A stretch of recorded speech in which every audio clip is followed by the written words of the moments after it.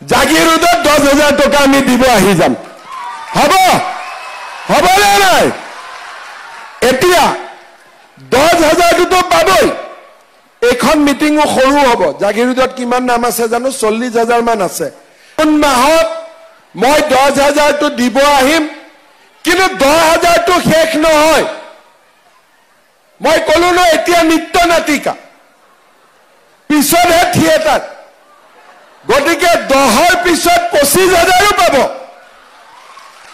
আৰু পাবৰ কাৰণে বাচ্চা তিনটা থাকিব লাগে গতিকে 25,000 সময়ত যদি বাচ্চা 4টা হৈ যায় তেতিয়াতো নাপাব 25,000 যোৱা পৰহি দিনাখন মই কলিয়াবৰত আছিলো এটা আমাৰ মুছলমান সম্প্ৰদায়ৰ ল'ৰা আমাৰ কৰ্মী বোলে দাদা এতিয়াতো মোৰ দুটা বাচ্চা হল দুইটাই ছোৱালী হল এটাতো ল'ৰা লাগিব এটা কি কৰা যাব মই ঠিক আছে আৰু এটা চেষ্টা কৰ আল্লাহ দিলে ল'ৰা হ'ব দে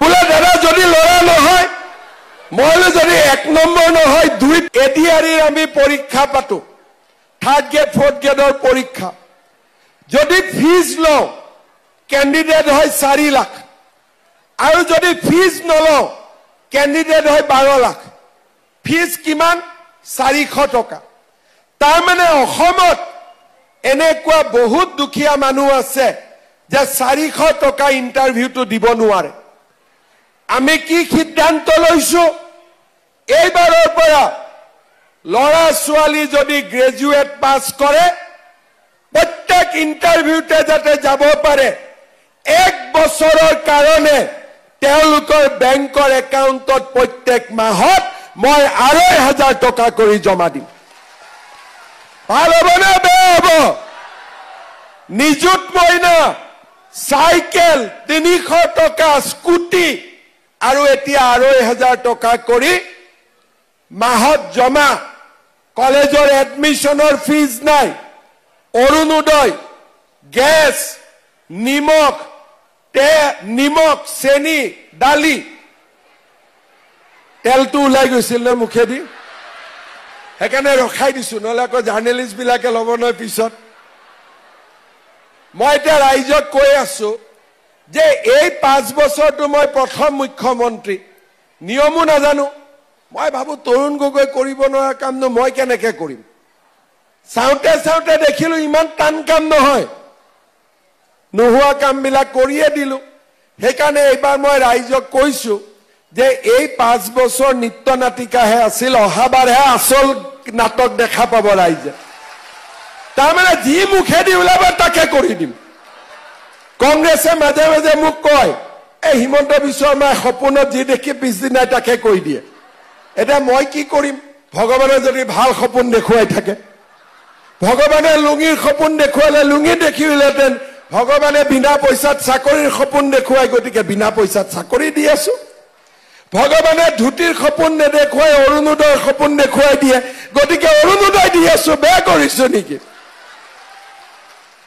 এতিয়া মাজে মাজে মোক কংগ্ৰেছী বিলাকে কয় এই ইটো বেটা এবাৰ ফচিলে কিয় বোলে মহিলাবিলাকক 10,000 দিম বুলি কৈ দিলে এটা কেনেকে দিব অলপ মাজে মাজে আপোনালোকৰো চিন্তা হয় পায় নে নাই পায় হয় না নহয় কংগ্ৰেছী মানুহবিলাকে মোক কয় আৰু আমাৰ মানুহকো কয় এইবাৰ আৰু কংগ্ৰেছ নিজিকে মানে বিজেপি নিজিকে কিয় নিজিকে বিজেপি বোলে মহিলাক 10,000 দিম বুলি কলে এতিয়াতো টকাটো দিব নোৱাৰিব গতিকে সকলো মহিলাই বেয়া পাব গতিকে এইবাৰ আৰু কংগ্ৰেছ আহিবই মাথাত গোবৰ সোমাই আছে ইহঁতৰ মাথাত গোবৰ সোমাই আছে জুন মাহত জাগিৰোডত 10,000 টকা আমি দিব আহি যাম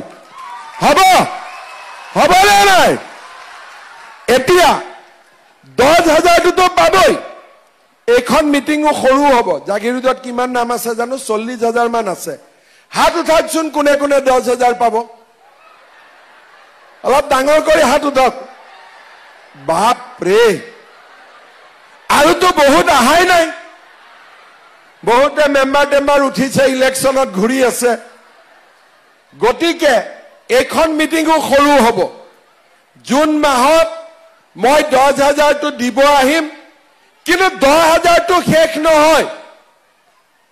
মই কলো ন এতিয়া নিত্য নাটিকা, পিছতহে থিয়েটাৰ, গতিকে 10ৰ পিছত 25,000ও পাব, আৰু 25ৰ পিছত 50,000ও পাব। কিন্তু কোনে কোনে নাপাব? 10,000টো পাবৰ কাৰণে বাচ্চা 3টা থাকিব লাগে। গতিকে 25,000 সময়ত যদি বাচ্চা 4টা হৈ যায় তেতিয়াতো নাপাব 25,000। যোৱা পৰহি দিনাখন মই কলিয়াবৰত আছিলো, এটা আমাৰ মুছলমান সম্প্ৰদায়ৰ ল'ৰা, আমাৰ কৰ্মী, বোলে দাদা এতিয়াতো মোৰ 2টা বাচ্চা হ'ল, 2টাই ছোৱালী হ'ল, এটাতো ল'ৰা লাগিব, এতিয়া কি কৰা যাব? মই বোলো ঠিক আছে, আৰু এটা চেষ্টা কৰ, আল্লাহ দিলে ল'ৰা হ'ব দে।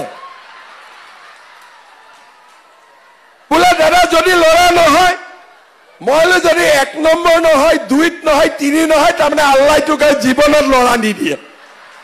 ঠিক কৈছো নে নাই? মই আমাৰ চৰকাৰখনে আজি প্ৰথমবাৰ অসমত কোনো চৰকাৰে নোকোৱা কাম আজি আমি কব সাহস কৰিছো।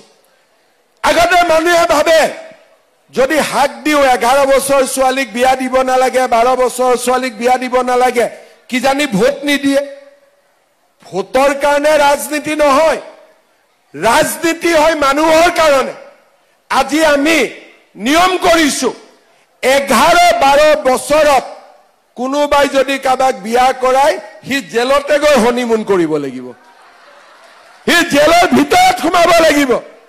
এতিয়া আমাৰ মুছলমান সম্প্ৰদায়ৰ ছোৱালীবিলাকক মই যেতিয়া হেলিকপ্টাৰৰ নামি লগ পাওঁ, সিহঁতি মোক কয় যে মামা আপুনি আমাক নতুন জীৱন দি দিলে, নহলে বাবাই আমাক বিয়া দি দিলে, তেতিয়া আপোনাৰ ভয়ত বিয়া দিয়া নাই। মই ঠিক কৈছো নে নাই? আপোনালোকে শুনা পায় নে নাই এইবোৰ কথা? আজি তাৰ ফলত যোৱাকালি এটা ল'ৰাই কৈছে যে আপুনি অৰুণোদয় দি আমাৰ মহিলাবিলাকক বেয়া কৰি দিলে, আমাৰ কথা নুশুনে। মানে হয় নেকি? তেতিয়া ভৱিষ্যতে অৰুণোদয় ডাবল কৰি দিব লাগিব, যাতে তহঁতৰ কথা একো নুশুনা হৈ যায়। কথাটো কি? মহিলাগৰাকীয়ে বাচ্চা জন্ম নিদিয়ে, সিহঁতে দিব খোজে বাচ্চা জন্ম, সেইটোহে কথা নুশুনে, বেলেগটো নাই। আৰে 12 বছৰ, 15 বছৰ, 16 বছৰত 12টা বাচ্চাৰ মাক কেনেকে হ'ব মোক কওকচোন। আগতে ছোৱালীয়ে কোৱাৰ সাহস নকৰিছিল, এতিয়া মামাৰ দমত ডাইৰেক্ট কৈ দিয়ে, হেই যদি কৰ মামাক লগাই দিম, হোৱাটছআপ দি দিম। আজি সেইকাৰণে আমাৰ অসমৰ পৰিৱৰ্তন হৈছে। সকলো মানুহ ফূৰ্তিত থাকে, এতিয়া হিন্দুৰ মহিলাও ফূৰ্তিত থাকে।